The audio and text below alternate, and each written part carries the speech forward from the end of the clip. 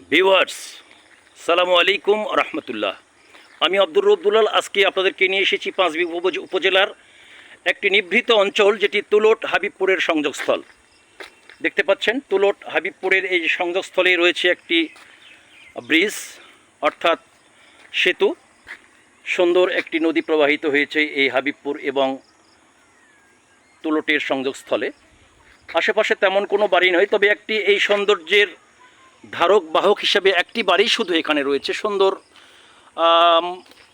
সৌন্দর্যমণ্ডিত রুচির পরিচায়ক হিসাবে এই ভদ্রলোক, জানি না কে, নিভৃত একটি জায়গায় এই তুলট হাবিবপুরের সংযোগস্থলে ঠিক নদীর উপরেই তিনি এই জায়গাটি বেছে নিয়েছেন। সুন্দর একটি আধুনিক বাড়ি বলা যায়, গ্রামের মধ্যে, একদম গ্রামের মধ্যে নিভৃত পল্লীতে।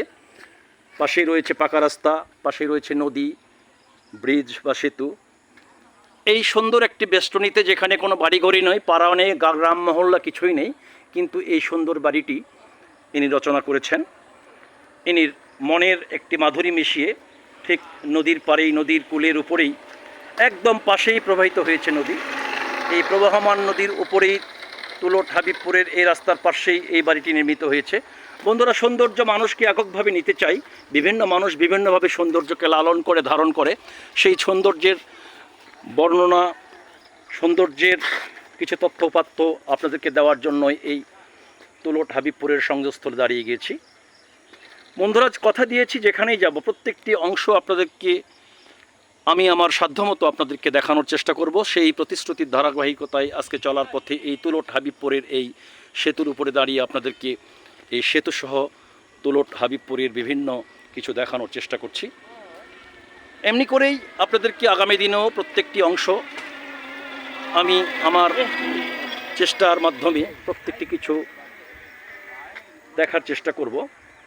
তো বন্ধুরা, মূলত দাঁড়িয়ে গিয়েছি, কোথাও বাড়ি নাই, কিন্তু একটি বাড়ি একদম ব্রিজের পাশে, ব্রিজের মুখেই, নদীর কূলের উপরেই।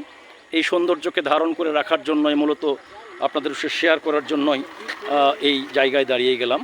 এমনি করে আবারও দেখা হবে কোনো পথে প্রান্তরে। আজকে পর্যন্তই সকলকে সালাম, শুভেচ্ছা এবং অভিনন্দন।